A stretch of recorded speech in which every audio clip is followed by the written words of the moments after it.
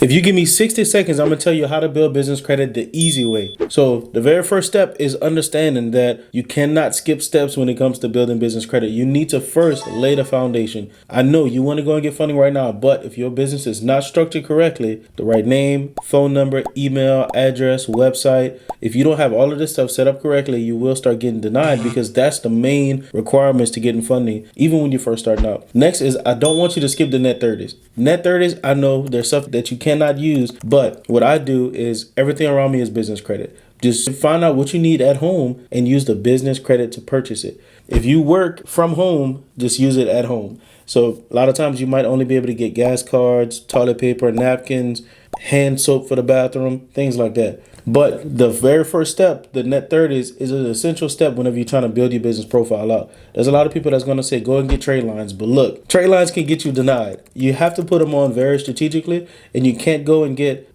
just because you have $2,500 doesn't mean that you should go and get a $150,000 trade line or however much people charge it.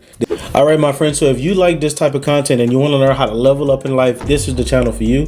What I want you to do is like, share, and subscribe to this channel so that you can stay up to date and you can see more videos just like this from me. I also want you to click the notification bell so you can make sure you always get notified, because we put out a video every single day. We don't miss. Every single day we have a new piece of content dropping for you. So subscribe, like, and share, and I look forward to seeing you on the next video.